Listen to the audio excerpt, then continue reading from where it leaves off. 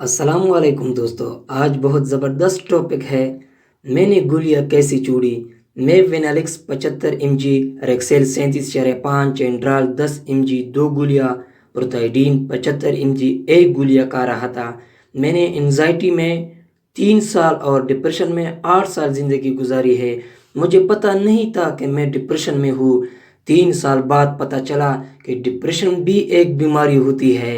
3 سال اس بھیانک تکلیف کو برداشت کرتا رہا۔ 3 سال بعد تکلیف بہت شدید ہو گئی۔ میرا حالت اتنا خراب ہوا کہ مجھے خودکشی کرنے پر مجبور کر رہا تھا۔ لوگ مجھ پر ہنس رہے تھے، مذاق اڑاتے تھے کہ یہ ٹینشنی ہے، یہ پاگل ہے، لیکن میں نے یہ برداشت کرتا رہا۔ یہ بیماری کوئی مانتا ہی نہیں ہے۔ ماں باپ، بہن بھائی سب روتے تھے کہ اس کو کیا ہوا، کہ اس کو کون سی نظر لگ گئی۔ جب میں ڈاکٹر کے پاس گیا تو انہوں نے مجھے اوپر والی گولیاں دی۔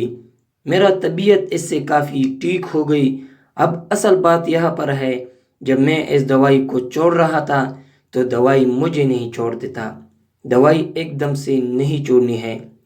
وہ جو ریئیکشن کرتے ہیں، تم ایک دم سے اس کو کم کرتے ہو۔ اب اس طرح نہ کرے۔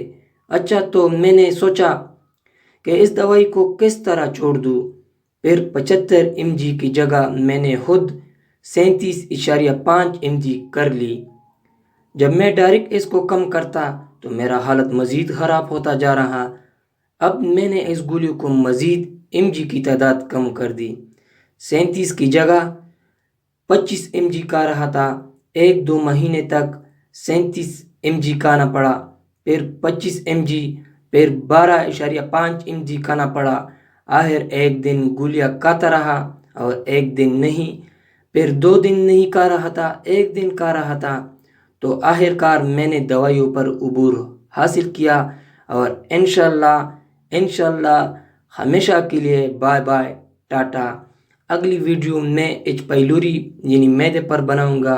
ویڈیو کو سبسکرائب ضرور کرے تاکہ ڈپریشن والے لوگوں کو آرام ملے۔ ملتے ہیں نیکسٹ ویڈیو میں۔ اللہ حافظ۔